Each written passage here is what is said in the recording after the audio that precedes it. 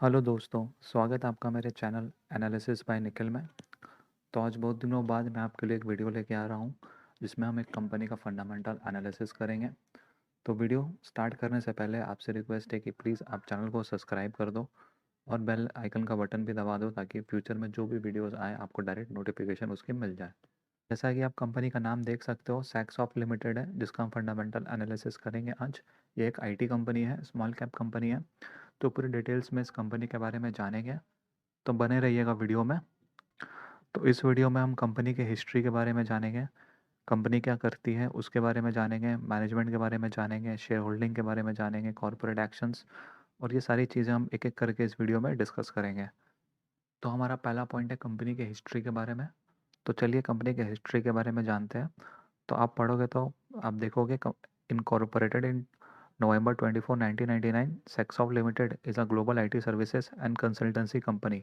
तो बेसिकली 1999 में ये कंपनी बनी थी और ये आईटी सर्विसेज और कंसल्टेंसी सर्विसेज से रिलेटेड कंपनी है। बेसिकली आईटी कंपनी आप बोल सकते हो।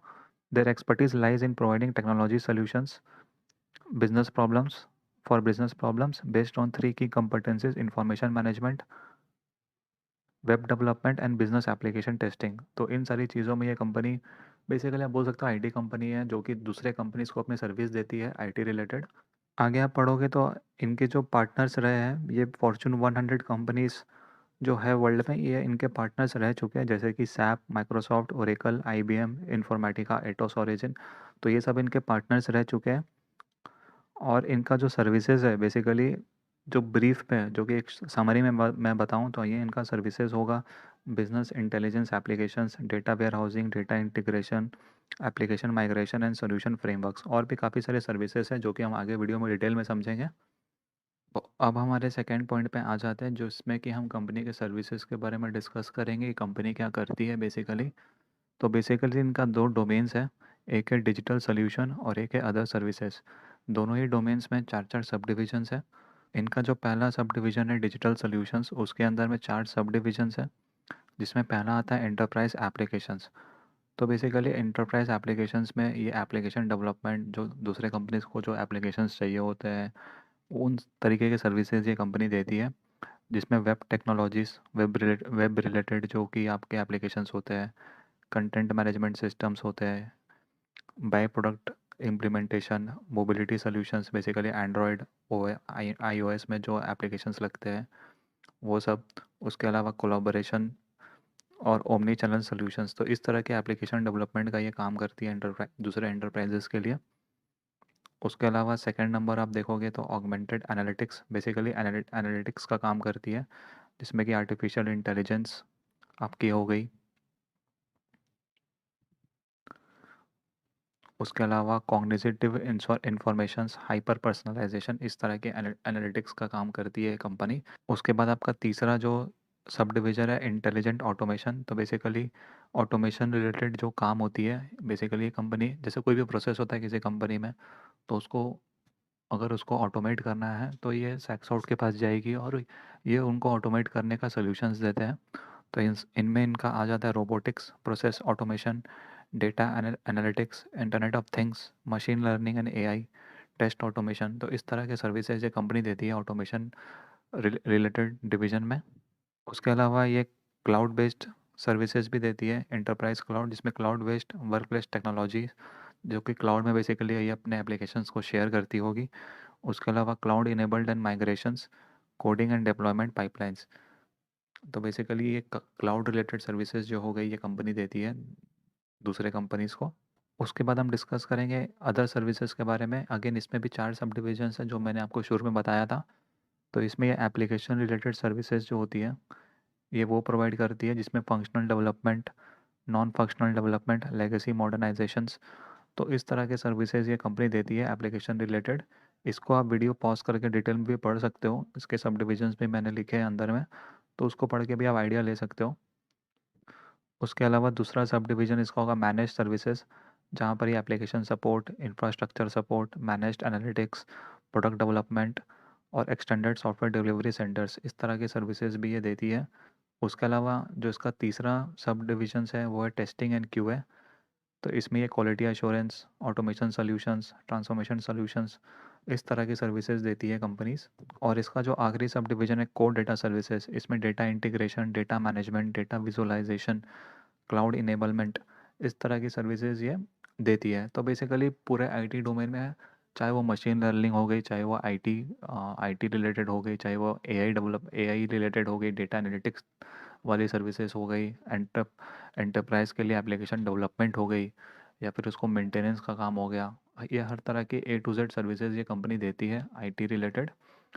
तो बोल सकते हो कि पूरे आईटी में हर जगह में इनका कुछ ना कुछ बिजनेस चल रहा है। और कहीं पर भी कुछ भी डेवलपमेंट हो कंपनी का, मान लो आर्टिफिशियल इंटेलिजेंस जो है उसमें फ्यूचर काफ़ी है, अच्छा है।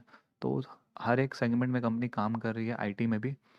तो इसका मतलब आप यही समझ सकते हो कि कंपनी फ्यूचर में अच्छा परफॉर्मेंस करेगी, कंसिडरिंग कि जो भी आने वाली टेक्नोलॉजीज़ है, मान लो मशीन लर्निंग हो गई या एआई हो गई, तो इस तरह की चीज़ों में कंपनी अभी से काम कर रही है। तो ये एक अच्छी चीज़ है कंपनी के फ्यूचर के लिए, कि फ्यूचर ओरिएंटेड जो भी सर्विसेज है आईटी की, उसमें भी कंपनी अपना बिजनेस फैला रही है। तो ये एक अच्छा चीज़ है कंपनी के लिए। ये सब सेक्टर्स जो कंपनी जिसको सर्विस अपने दे दी है, basically logistics and transportation companies, fintech companies, health care companies, retail e commerce, telecommunications, public sector units. तो इस तरह के जो कंपनीज हैं, इनको सैक्सॉफ्ट लिमिटेड जो है ये सर्विसेज देती है। तो आइए अपना तीसरा पॉइंट डिस्कस करते हैं मैनेजमेंट के बारे में। कंपनी के मैनेजमेंट में कौन कौन है, कैसे, क्या क्वालिफिकेशंस हैं उनकी, ये सब भी डिस्कस करते हैं। तो बेसिकली इस कंपनी के जो फाउंडर है वो आदित्य कृष्णा ही है, और यही इनके चेयरमैन एंड मैनेजिंग डायरेक्टर है। तो इनके बारे में आप पढ़ोगे तो ये MA in economics from Saint Stephen's College New Delhi. उसके बाद इन्होंने एमबीए किया हुआ है from North Eastern University Boston US से। उसके बाद इन्होंने सिटी बैंक में काम किया हुआ है काफ़ी सालों तक। उसके बाद इन्होंने इंडिया में एक स्टार्टअप भी खोला था, और उसको उन्होंने सिटी बैंक को ही बेच भी दिया था। और उसके अलावा ये आईएनजी वाइसिया बैंक में इंडिपेंडेंट डायरेक्टर भी रहे हैं। 1987 से इन्होंने अपना प्रोफेशनल करियर स्टार्ट किया था। तो लगभग आप बोल सकते हो 30-35 साल हो गए इनको करियर में अपने फील्ड में। तो काफ़ी एक्सपीरियंस बंदे हैं ये।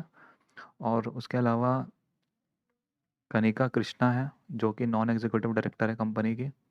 ये इन्होंने भी अपने जो बीकॉम है इन्होंने चेन्नई से किया हुआ है। और उसके अलावा इन्होंने एमबीए किया हुआ है आपके पेस यूनिवर्सिटी न्यूयॉर्क से। और इस कंपनी में सैक्सॉफ्ट में आने से पहले इन्होंने डच डच बैंक और मेरिल लिंक में भी काम किया हुआ है। तो ठीक ठाक एक्सपीरियंस इनका भी है, आप बोल सकते हो यंग। तो आप बोल सकते हो एक एक्सपीरियंस और एक यंग दोनों का कॉम्बिनेशन है कंपनी में। और उसके अलावा इसमें 4 इंडिपेंडेंट डायरेक्टर्स भी हैं। इंडिपेंडेंट डायरेक्टर्स के बारे में मैंने नहीं लिखा क्योंकि ये टेम्पररी होते हैं, मतलब ये हमेशा के लिए नहीं रहेंगे, ये 4-5 साल में चेंज होते रहता है। और जो भी इंडिपेंडेंट डायरेक्टर होते हैं वो क्वालिफाइड ही होते हैं, बेसिकली उनकी अच्छी खासी डिग्री होती है तभी वो इंडिपेंडेंट डायरेक्टर बनते हैं। तो इसलिए मैंने उनके बारे में उतना डिटेल में डिस्कस नहीं किया है। अब इस कंपनी का शेयर होल्डिंग पैटर्न देख लेते हैं। तो बेसिकली मैंने जून 2020 से इसका शेयर होल्डिंग सितंबर 2021 तक का रखा है। तो आप देखोगे प्रमोटर के पास जून 2020 में 69.2% था, जो कि फिर 72.9% हुआ सितंबर में, और फिर घट के अभी 68.5% हो गया। तो ठीक है, घट 2-4% ऊपर नीचे होते रहता है, बट ओवरऑल आप बोल सकते हो एक अच्छा खासा स्टेक है प्रमोटर्स के पास। उसके अलावा फॉरेन इंस्टीट्यूशनल इन्वेस्टर्स ने अपना स्टेक जो है इस कंपनी में धीरे धीरे करके बढ़ाया है। 1% से 3.8% फॉरेन इंस्टीट्यूशनल इन्वेस्टर्स अब कंपनी में होल्ड करता है। उसके अलावा जो पब्लिक है उनके पास भी ठीक ठाक स्टेक है, आप बोल सकते हो 24% से अभी घट के 22% हुआ है। तो पब्लिक के पास भी ठीक ठाक स्टेक है, but share holding pattern basically आप बोल सकते हो ठीक है कंपनी का, क्योंकि प्रमोटर के पास भी अच्छा खासा स्टेक है, एफआईज के पास भी अच्छा खासा स्टेक्स है। डीआई जो डोमेस्टिक इंस्टीट्यूशनल इन्वेस्टर्स होते हैं उनके पास कोई भी स्टेक नहीं है कंपनी का। तो वो एक चीज़ आप नोट कर सकते हो। अब हमारा जो पांचवा पॉइंट है कॉर्पोरेट एक्शंस। कॉर्पोरेट एक्शंस से बेसिकली डिविडेंड, बोनस, स्प्लिट्स, ये सब कंपनी ने हिस्ट्री में कितने दिए हैं तो वो सब हम देखते हैं। तो कंपनी ने ना ही कोई बोनस दिया है, ना ही कोई शेयर स्प्लिट हुआ है कंपनी का, तो वो सब तो कुछ है नहीं। कंपनी ने खाली डिविडेंड दिया है। तो डिविडेंड मैंने आपको पिछले 10-15 सालों का जो हिस्ट्री है मैंने वो निकाला है आपके लिए। तो आप देख सकते हो लास्ट डिविडेंड कंपनी ने 17 नवंबर 2021 को दिया था, 3 रुपये का। उसके पहले 29 जुलाई 2021 को 2.5 रुपये का दिया था।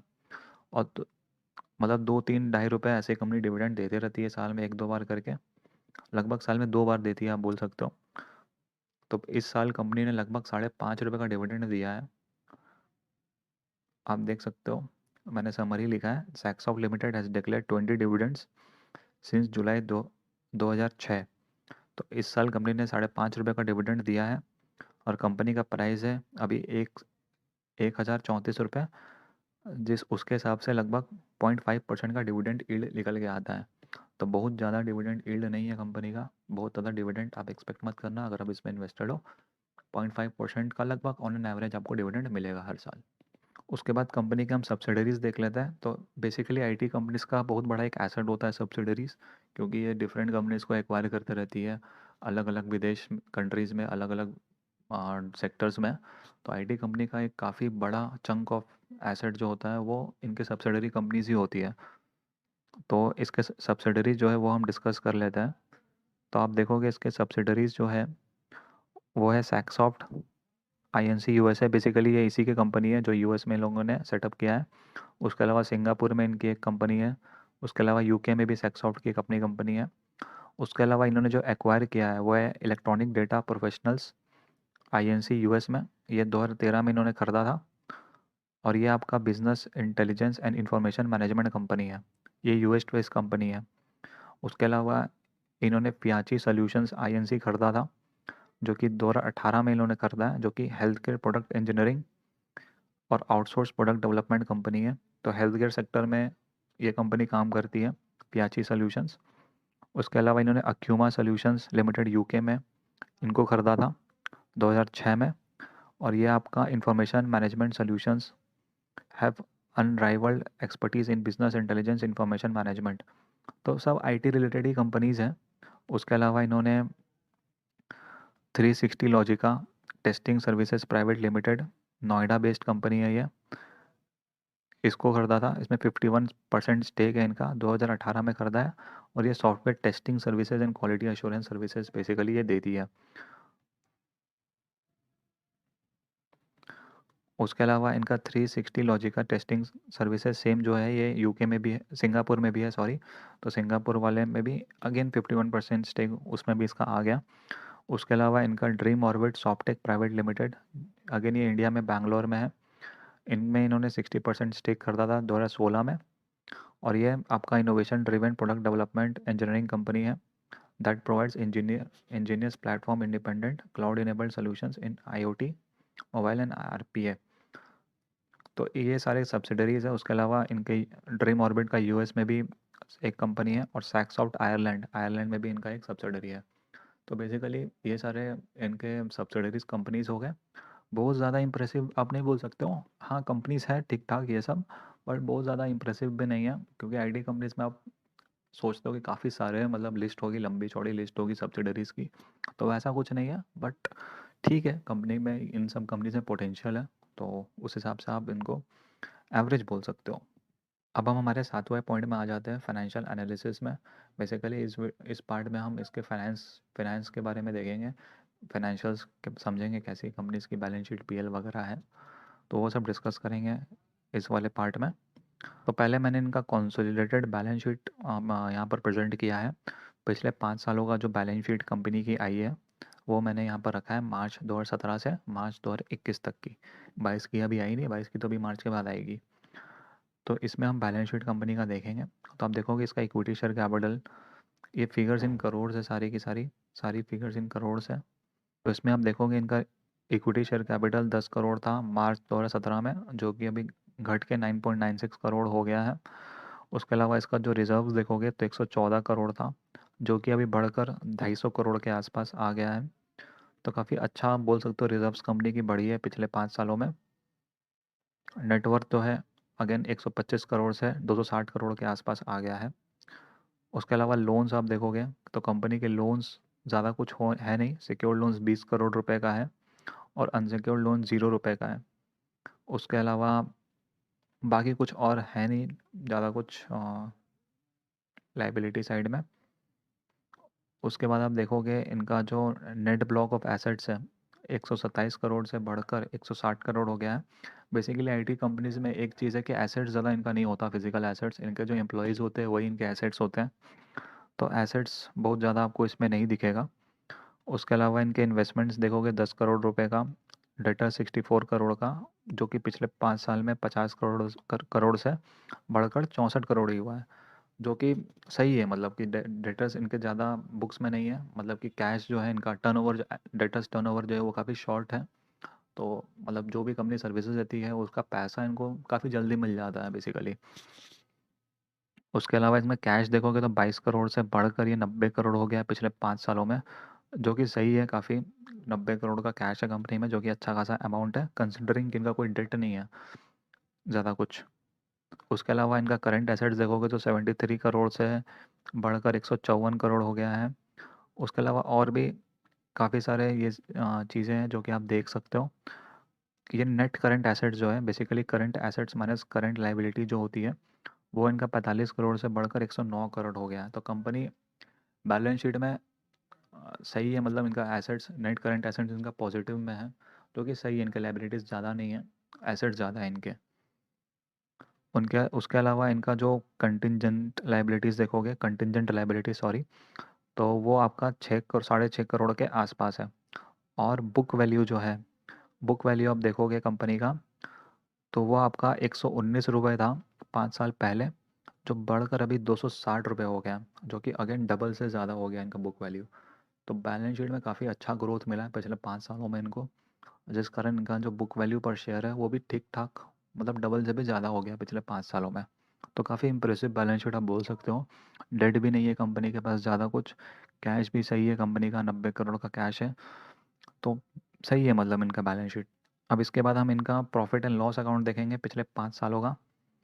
पिछले 5 सालों का प्रॉफिट एंड लॉस अकाउंट आप देखोगे, मैंने मार्च 17 से मार्च 21 तक का निकाला है, और ये फिगर्स इन करोड़ है, सारे फिगर्स इन सीआर में है। अब आप देखोगे इनका जो इनकम है, सेल्स है, बेसिकली ये 260 करोड़ था पिछले 5 साल पहले, जो बढ़कर 385 करोड़ हुआ है। तो ये एक कंसर्न है, कंपनी का जो सेल्स है वो बहुत ज़्यादा नहीं बढ़ा है पिछले 5 सालों में। ठीक है, तो ये एक कंसर्न है कि कंपनी ने सेल्स वाइज को बहुत ज़्यादा ग्रोथ नहीं किया है, जो कि काफ़ी इंपॉर्टेंट है, क्योंकि सेल्स ही नहीं बढ़ रहे कंपनी के, तो फिर ज़्यादा कोई फ्यूचर मतलब कि ब्राइट नहीं दिखता कंपनी का, क्योंकि सेल्स ही नहीं बढ़ रही कंपनी की। तो ये एक बहुत ही नेगेटिव पॉइंट है कंपनी के लिए। उसके अलावा जो इनके एक्सपेंसेस देखोगे आप, एम्प्लॉय कॉस्ट 120 करोड़ थी, वो बढ़कर 182 करोड़ हुए पिछले 5 सालों में। उसके अलावा मिसलेनियस एक्सपेंस भी बढ़े हैं थोड़े से। ओवरऑल एक्सपेंसेस आप देखोगे 226 करोड़ से बढ़कर 321 करोड़ हुए हैं, और प्रॉफिट जो आपका है वो 32 करोड़ से बढ़कर 64 करोड़ हुआ हो गया है। तो पिछले 5 साल में प्रॉफिट तो इनका डबल हो गया है। सेल्स इनके डबल नहीं हुआ है, लेकिन प्रॉफिट ज़रूर डबल हो गया है। उसके बाद आपके सारे एडजस्टमेंट्स करने के बाद, इंटरेस्ट का, डिप्रिसिएशन का एडजस्टमेंट्स करने के बाद, आपका जो रिपोर्टेड नेट प्रॉफिट निकल के आता है वो 17 करोड़ था 5 साल पहले, वो बढ़कर 45 करोड़ हो गया है। तो लगभग आपका 3 गुना हो गया रिपोर्टेड प्रॉफिट जो होती है आपका, इंटरेस्ट और डिप्रिसिएशन सारे एडजस्ट करने के बाद, टैक्सेशन वगैरह एडजस्ट करने के बाद। तो काफ़ी अच्छा प्रॉफिट में काफ़ी अच्छा ग्रोथ है, आप बोल सकते हो। उसके बाद आप देखोगे इसका जो अर्निंग पर शेयर है वो 16 रुपये था, वो भी 3 गुना लगभग हुआ होगा, तो वो 45 रुपये हो गया पिछले 5 सालों में। तो अर्निंग पर शेयर भी अच्छा है। बुक कंपनी के जो प्रॉफिट्स हैं वो भी लगभग 3 गुना हो गई है। सेल्स जो कंपनी का है वो एक कंसर्न है, कंपनी का सेल्स 3 गुना नहीं हुआ है, कंपनी का सेल्स 2 गुना भी नहीं हुआ बेसिकली। तो वो आपका एक कंसर्न है सेल्स। अगर सेल्स कंपनी के बढ़ेंगे फ्यूचर में, तो प्रॉफिट बहुत ही ज़्यादा बढ़ सकता है कंपनी का। उसके बाद मैंने क्वार्टरली जो रिजल्ट्स आए हैं कंपनी के, मार्च 2021 के बाद 2 क्वार्टर के रिजल्ट्स भी कंपनी के आए थे, दिसंबर के अभी आए नहीं हैं, कुछ दिनों में आएंगे, तो वो मैं नहीं ले पाऊँगा वीडियो में। सितंबर तक के रिजल्ट्स मैंने लिए हैं, तो आप सितंबर और जून का क्वार्टरली रिजल्ट देखोगे, तो जून में इन्होंने 102 करोड़ का सेल्स किया था, सितंबर में 114 करोड़ का सेल किया था। कंपैरेटिव देखोगे तो 97 करोड़ का ही सेल हुआ था पिछले 3 क्वार्टर में। तो उससे तो जंप हुआ है ठीक ठाक, 5-10% का आप बोल सकते हो कंपनी ने जंप किया है पिछले क्वार्टर्स के कंपैरिजन में। तो जो कि जो इम्प्रूवमेंट है आप बोल सकते हो सेल्स में। उसके बाद आप अर्निंग पर शेयर, क्योंकि सारे एडजस्टमेंट्स करने के बाद बेसिकली आप अर्निंग पर शेयर देखोगे, तो आप देखोगे 12 रुपये सितंबर 2021 के क्वार्टर में अर्निंग पर शेयर निकल के आया है। जून क्वार्टर में लगभग ₹16.5 निकल के आई थी, और पिछले उससे पहले जो 3 क्वार्टर थे उसमें ₹10.17, ₹11.12 और ₹11.5। तो पिछले 3 क्वार्टर से तो बेटर रिजल्ट्स आए हैं इस 2 क्वार्टर में, अर्निंग पर शेयर वाइज भी और सेल्स वाइज भी। तो ये एक अच्छा साइंस है कंपनी का 2021 के फाइनेंशियल ईयर में। उसके बाद हम कैश फ्लो देखेंगे कंपनी का। अगेन ये 5 साल का कैश फ्लो है, फिगर्स इन करोड़ है। तो आप देखोगे इनका जो cash flow from operating activities है वो हमेशा ही पॉजिटिव में है, और हर साल बढ़ रहा है। वो 21 करोड़ से बढ़ के 30 करोड़ हुआ, फिर 20 करोड़ हुआ, फिर 56 करोड़ हुआ, और फिर अब 70 करोड़ के आसपास आ गया।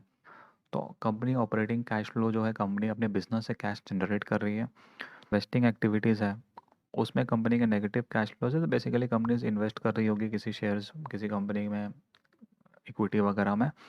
और फाइनेंसिंग एक्टिविटीज़ है बेसिकली जो अपने लोन्स वगैरह रीपे कर रही होगी, तो इसलिए ये फिगर्स नेगेटिव में है। ओवरऑल आप कैश फ्लो देखेंगे तो अगेन पॉजिटिव में कैश फ्लोज है हर साल, और हर साल कैश फ्लो इनके बढ़ रहे हैं, जो कि अच्छी बात है। उसके बाद हमारे 8वें पार्ट में हम आएंगे वीडियो का, जो कि रेशियो एनालिसिस है। इसमें हम कंपनी के रेशियोज़ जो है बेसिकली वो देखेंगे। ये पिछले 5 साल का रेशियोज़ है, तो 5 साल का रेशियोज़ में मैंने इंपॉर्टेंट रेशियोज़ जो है उसको हाईलाइट किया है ब्लू में। तो आप देखोगे इनका जो ऑपरेटिंग प्रॉफिट पर शेयर है, फेस वैल्यू तो आप देखोगे ₹10 है, जो कि मैंने बोला बोनस स्प्लिट कंपनी ने कुछ दिया नहीं है, तो ₹10 ही है। तो आने वाले फ्यूचर में हो सकता है कंपनी के शेयर का दाम बढ़े बहुत ज़्यादा, तो कंपनी उसको स्प्लिट कर दे या बोनस दे दे अपने शेयर्स के दाम कम करने के लिए। तो वो एक चांसेस है फ्यूचर में। उसके अलावा ऑपरेटिंग प्रॉफिट पर शेयर देखोगे तो ₹31 से बढ़कर ये ₹64 हुआ है। नेट ऑपरेटिंग प्रॉफिट पर शेयर आप देखोगे तो ₹248 से बढ़कर ₹387 हुआ है। उसके अलावा आप देखोगे ऑपरेटिंग प्रॉफिट मार्जिन जो है वो 12.5% था 5 साल पहले, जो कि अभी 16%, लगभग 17% के आसपास हो गया। तो कंपनी ने मार्जिन इम्प्रूव किया है। और ये आपको उससे भी समझ में आ जाएगा, जब आपने पीएल देखा होगा तो कंपनी के सेल्स सिर्फ 100 करोड़ से बढ़े थे, बट प्रॉफिट डबल हो गया था। ये इसीलिए हुआ था क्योंकि कंपनी ने मार्जिन इम्प्रूव किया है अपने 5 सालों में, इसलिए सेल्स बहुत ज़्यादा नहीं बढ़े लेकिन प्रॉफिट काफ़ी डबल हो गया लगभग, क्योंकि मार्जिन कंपनी ने अपने इम्प्रूव किए थे उसी सेल्स में। तो इसीलिए आप बोल सकते हो कि मार्जिन कंपनी का अच्छा है। उसके अलावा ग्रॉस प्रॉफिट मार्जिन भी आप देखोगे तो अच्छा है, 15% के आसपास, जो कि इम्प्रूव हो रहा है हर साल। That is a good sign. उसके अलावा आप देखोगे रिटर्न ऑन कैपिटल एम्प्लॉयड, तो वो 20-22% के आसपास है, जो कि ठीक ठाक है। बहुत ज़्यादा भी नहीं है, बहुत अच्छा भी, मतलब बहुत अच्छा भी नहीं है, बहुत ख़राब भी नहीं है। डेट इक्विटी रेशियो देखोगे बिल्कुल नेग्लिजिबल है, 0.08%। डेट है नहीं कंपनी का कुछ ज़्यादा, तो बहुत ही सही है ये। उसके अलावा और भी काफ़ी सारे रेशियोज़ हैं, जो कि आप वीडियो पॉज करके देख सकते हो। उसके बाद सबसे इम्पोर्टेंट पार्ट जो वैल्यूएशन प्रोस्पेक्ट्स है कंपनी का, जिसके लिए आप हो सकता है वेट भी कर रहे हो कि कंपनी के वैल्यूएशंस क्या है, कैसे कंपनी के वैल्यूएशंस हो सकते हैं फ्यूचर में। तो वो मैंने प्रिपेयर किया है। बेसिकली मैंने जस्ट आपको नोट्स दिया है अपना, उसका के जो कैलकुलेशन है वो प्रेजेंट करना पॉसिबल नहीं है इस वीडियो में। तो मैं आप देख सकते हो कंपनी का जो वैल्यू है, 21 जनवरी जब मार्केट फ्राइडे को क्लोज हुई थी उस दिन इसका वैल्यू था 1034 रुपये पर शेयर। और इसका जो अर्निंग पर शेयर आया है सितंबर 2021 के रिजल्ट को एनालाइज करके मैंने किया है, तो वो ₹51 आपका अर्निंग पर शेयर निकल के आता है।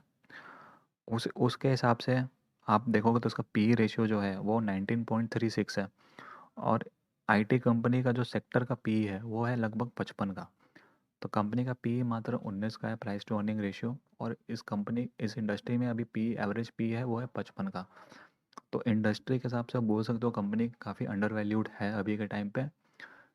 बट ज़रूरी नहीं है कि ये अंडर वैल्यूड ही, मतलब इसको आप अंडर वैल्यूड ही बोलो, क्योंकि कुछ खामी होगी तभी अंडर वैल्यूड है। क्योंकि और खामी कंपनी का यही है कि ये अपने सेल्स में बहुत ज़्यादा ग्रोथ इसने दिखाया नहीं है।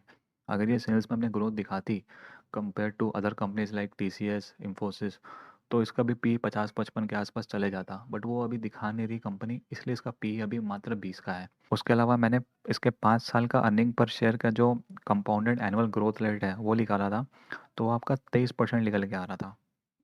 CAGR मतलब हो गया कंपाउंडेड एनुअल ग्रोथ रेट, और ये हर साल 23% से बढ़ रहा है। इसका जो अर्निंग पर शेयर है वो हर साल पिछले 5 सालों में हर साल 23% से बढ़ा है। तो उसके बेसिस से मैंने प्राइस अर्निंग ग्रोथ रेशियो निकाला है, जो कि 0.84 निकल के आ रहा है। प्राइस अर्निंग ग्रोथ रेशियो होता है आपका P ratio divide by earning per share का ग्रोथ रेट। तो मैं आपका जो पी रेशियो है 19.36 है, उसको मैंने डिवाइड किया 23% से, तो वो आपका आया 0.84। 0.84। अब इसका मतलब क्या होता है? इसका मतलब ये है कि कंपनी अभी अंडर वैल्यूड है पेग रेशियो के हिसाब से, पीईजी रेशियो के हिसाब से। पीईजी रेशियो जब 1 हो गया या 1 से ऊपर हो गया, 1 होता है फेयर वैल्यू मतलब ऑप्टिमम वैल्यू, 1 से ऊपर हो गया ओवर वैल्यूड, और 1 से नीचे हो गया अंडर वैल्यूड। तो ये 0.84 है आपका। तो ये अभी अंडर वैल्यूड है, लेकिन बहुत ज़्यादा अंडर वैल्यूड भी नहीं है, क्योंकि 1 के बहुत ही पास में है ये कंपनी। तो बहुत ही ज़्यादा अंडर वैल्यूड भी नहीं बोल सकते हो पिछले 5 साल के ग्रोथ के हिसाब से, बट हाँ अंडर वैल्यूड है ये कंपनी अभी के टाइम पे। उसके अलावा वही सेम चीज़, सेम रेशियो मैंने 3 साल के CAGR के बेसिस पे निकाला। तो 3 साल का अर्निंग पर शेयर ग्रोथ हुआ 8% से, और इसका पेग रेशियो 2.42 निकल के आया। तो पिछले 3 साल का सिर्फ आप अर्निंग पर शेयर के हिसाब से कैलकुलेट करोगे तो कंपनी ओवर वैल्यूड है। 2.42 का इसका रेशियो निकल के आ रहा है, जो कि काफ़ी ओवर वैल्यूड आप बोल सकते हो। और सिर्फ पिछले साल का अगर आप EPS देखोगे जो ग्रो हुआ है, तो 18% से ग्रो हुआ है, और उसके बेसिस में पेग रेशियो जो आ रहा है वो 1 का आ रहा है। तो इस केस में भी ओवर वैल्यूड है कंपनी।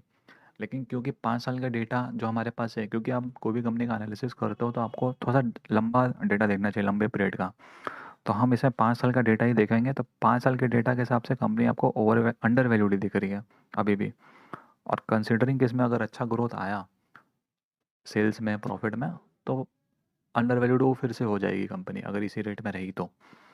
उसके अलावा इसका प्राइस टू बुक रेशियो देखोगे तो 3.72 का है, जो कि काफ़ी कम है, बट IT कंपनी की कमी होती है क्योंकि इनका एसेट्स नहीं होता ज़्यादा। तो इनके बुक में बहुत ज़्यादा एसेट्स नहीं होता, तो इसलिए इनका प्राइस टू बुक रेशियो कम ही रहेगा, काफ़ी ज़्यादा नहीं रहने वाला है इनका। उसके अलावा इनका प्राइस टू सेल्स रेशियो देखोगे तो वो 2.61 है, जो कि आप बोल सकते हो अंडर वैल्यूड ही है, आप बोल सकते हो, क्योंकि प्राइस टू सेल्स रेशियो काफ़ी कम है। आप देखोगे बहुत सारी कंपनीज 10-20 के प्राइस टू सेल्स रेशियो में भी मार्केट में ट्रेड हो रही है। तो आप बोल सकते हो प्राइस टू सेल्स रेशियो के हिसाब से कंपनी भी अंडर वैल्यूड है अभी के टाइम पे। अभी इसका मार्केट कैप है 1013 करोड़। 1013 करोड़ मतलब स्मॉल कैप कंपनी है, बहुत ही वोलाटाइल है मार्केट में, और हाईली रिस्की भी है। और लेकिन ये भी इसमें है कि हाईली मतलब स्कोप है इसमें काफ़ी फ्यूचर में इसका मार्केट कैप, क्योंकि IT कंपनी है तो इसका मार्केट कैप कुछ भी हो सकता है अगर ग्रोथ करे कंपनी अच्छे तरीके से। उसके अलावा मैंने इसका एक्सपेक्टेड वैल्यू निकाला था। एक्सपेक्टेड वैल्यू मैंने डिफरेंट मेथड से कैलकुलेट किए थे, तो लगभग 1800 से 2000 के बीच में इसका एक्सपेक्टेड वैल्यू आ रहा था। फेयर वैल्यू बेसिकली आप बोल सकते हो। और एक आपका हो गया, मैंने निकाला है कि EPS आपका अगर 15% से बढ़ेगा, जो कि फोरकास्ट बेसिस पे मैंने निकाला है, तो अगर EPS इसका अगले 5 साल में 15% से बढ़ता है, और इसको PE जो है जो कि अभी 19 की है, वो अगर इसको 25 की मिलती है, तो इसका वैल्यू 2500 रुपये तक जा सकता है फ्यूचर में। तो ये एक बेसिकली फोरकास्ट है कंपनी का जो कि मैंने किया है, और जो मेरे को लगता है अचीवेबल है काफ़ी 15%। क्योंकि आप देखोगे पिछले 5 साल में कंपनी ने 23% के CAGR से ग्रो किया था EPS को, तो मैंने उस 23 की जगह 15% ही लिया है। मैंने जो PE है 25 का लिया है, थोड़ा सा ज़्यादा बढ़ाया है PE, क्योंकि अगर इतने 5 साल तक कंपनी कंसिस्टेंटली इतना ग्रोथ देगी तो PE बढ़ जाएगा कंपनी का बेसिकली। इसलिए मैंने 25 का PE लिया है उस बेसिस पे। तो उस हिसाब से कंपनी का वैल्यू 2500 रुपये निकल के आता है, और अभी कंपनी का वैल्यू सिर्फ 1034 रुपये है। तो वैल्यूएशन वाइज मेरे को तो ये अंडर वैल्यूड लग रहा है कंपनी। हाँ, लेकिन एक चीज़ है कि कंपनी को ग्रोथ करना होगा, कम फ्यूचर में हर एक क्वार्टर ऑन क्वार्टर बेसिस में अच्छा खासा ग्रोथ रेट निकालना होगा कंसिस्टेंट बेसिस में। तभी ये वैल्यू जो है 1800 से 2000 के बीच में ये जस्टिफाई कर पाएगी फ्यूचर में, या फिर पहुंच पाएगी उस रेंज पे फ्यूचर पे। अब बेसिकली मेरा जो फाइनल पार्ट है वीडियो का वो इन्वेस्टमेंट डिसीजन। तो बेसिकली आपने पूरा वीडियो देखा है, उसके लिए आपको थैंक यू सो मच। अगर आपने चैनल को सब्सक्राइब नहीं किया है, तो आप चैनल को सब्सक्राइब कर दें प्लीज़, ताकि हमें मोटिवेशन मिले आगे और वीडियोस बनाने की इसी तरीके से। तो बेसिकली आपको इन्वेस्टमेंट करना चाहिए इस कंपनी में या नहीं करना चाहिए, वो मैं आपको डायरेक्टली नहीं बोल सकता, वो आपका डिसीजन होना चाहिए, क्योंकि वो आपके पैसे हैं, वो आप ही अपने दिमाग से लगाओ, तो ही आप सिक्योर रहोगे। मैं अपना पॉइंट ऑफ व्यू बताता हूँ, या फिर आपको हाईलाइट करता हूँ मेजर चीज़ें कंपनी की। तो मैं बता देता हूँ, कंपनी एक स्मॉल कैप कंपनी है। स्मॉल कैप कंपनी काफ़ी रिस्की होती है, काफ़ी वॉलेटाइल होती है। मार्केट कभी भी गिरा तो ये कंपनी बहुत 10-20% तक गिर सकती है एक दिन में ही। तो स्मॉल कैप कंपनी का ये एक बहुत बड़ा रिस्क आप बोल सकते हो कि हाईली वॉलेटाइल होती है। बढ़ेगी तो अपर सर्किट लगेगा, गिरेगी तो लोअर सर्किट लगेगा, ऐसा भी होता है इन स्मॉल कैप कंपनीज़ में। लेकिन इसमें अपॉर्चुनिटी ये है कि कंपनी अगर अच्छा सेल्स करेगी तो कंपनी का मार्केट कैप बढ़ सकता है, वो स्मॉल कैप से मिड कैप से लार्ज कैप भी बन सकती है। तो उस केस में लॉन्ग टर्म, उसके लिए आपको लॉन्ग टर्म इन्वेस्टमेंट करना पड़ेगा, लेकिन अगर आप उस चीज़ का बेनिफिट लेना चाहते हो तो उसके लिए आपको सही कंपनी चूज़ करनी पड़ेगी और फिर लॉन्ग टर्म इन्वेस्ट करना पड़ेगा। तो पोटेंशियल है इस कंपनी में, मैं बोल सकता हूँ इस कंपनी में पोटेंशियल है फ्यूचर में। तो सेकंड पॉइंट मेरा यही है, highly risky since it is a small cap company. तीसरा पॉइंट है कि स्ट्रॉन्ग फाइनेंशियल्स, फाइनेंशियल्स कंपनी के अच्छे हैं, बैलेंस शीट कंपनी का अच्छा है, रेशियो वाइज कंपनी बहुत सही है। सेल्स में थोड़ा सा कंपनी का प्रॉब्लम है, सेल्स ज़्यादा नहीं बढ़ रहे कंपनी के सही रेट से। तो वो अगर कंपनी सही कर ले अपने, तो फाइनेंशियल्स इसके बिल्कुल सही हो जाएंगे, बिल्कुल परफेक्ट हो जाएगी फाइनेंशियल्स भी कंपनी के। अदरवाइज भी आप बोल सकते हो कंपनी के फाइनेंशियल्स ऐसे सही है, बस खाली सेल्स को इसको थोड़ा सा ध्यान देना चाहिए कंपनी को अपने। उसके अलावा जो इंडस्ट्री है, ये आईटी की इंडस्ट्री बूमिंग इंडस्ट्री है, कोई इसमें कोई शक नहीं है हमें। हर साल आईटी इंडस्ट्री बढ़ेगी ही आने वाले, और इंडिया खासकर इंडियन आईटी कंपनीज जो है, जो कि क्योंकि ये कम पैसे में सर्विसेज देती है मार्केट में कंपैरिजन में, तो इनका जो डिमांड है वो हमेशा बना रहेगा मार्केट में। तो इस बेसिस में मैं बोल सकता हूँ कि इनका जो बिज़नेस है वो सही है, मतलब पॉजिटिव इंडस्ट्री है ये, आउटलुक इसका फ्यूचर में आने वाले 5-10 सालों में काफ़ी अच्छा है मेरे हिसाब से। उसके अलावा जो इसके वैल्यूएशंस है, वैल्यूएशंस अंडर वैल्यूएशंस में अंडर वैल्यूड ही है अभी कंपनी के शेयर जो है, वो अपने फेयर वैल्यू से कम पैसे में ही ट्रेड हो रहा है। तो वैल्यूएशन सही है, इन्वेस्टमेंट करने का टाइम सही है कंपनी के लिए, लमसम में ना करें, एसआईपी बेसिस पे करें थोड़ा थोड़ा अगर आपको करना भी है इन्वेस्टमेंट। और बाकी अगेन मैं आपको बोलता हूँ ये आपका डिसीजन होना चाहिए कंपनी में इन्वेस्ट करना चाहिए या नहीं। मेरे हिसाब से कंपनी सही है इन्वेस्टमेंट के लिए, प्रोवाइडेड कि आप इसमें थोड़ा सा ही अपना पोर्टफोलियो का हिस्सा लगाओ, 2-4%, 5% ही लगाओ, ज़्यादा नहीं लगाओ, क्योंकि स्मॉल कैप कंपनी है, कुछ भी हो सकता है। वीडियो अच्छी लगी हो तो चैनल को सब्सक्राइब करना और वीडियो को लाइक करना। तो इसी बात से चलिए ख़त्म करते हैं वीडियो।